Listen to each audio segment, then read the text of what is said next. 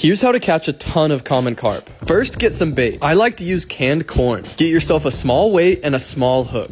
Then fill up that hook with corn. Now you cast your bait out, then sit down your pole and wait for a bite. It shouldn't take long, then a carp should pick it up. Make sure your drag is set up and you have the right line because these guys pull drag. Then you should have your first fish landed. And once you catch one, you should be able to catch another. I like to use light line like 8-pound mono to land these type of fish. We had fish on after fish on almost all day long and it was non-stop. We worked on getting fish after fish on land. If you've never caught a carp before, I highly recommend it. It's a great fight. Then while I was unhooking this fish, I got another bite on my pole. Then we were hooked up with yet again another fish. Let's get this fish in here and land our next carp.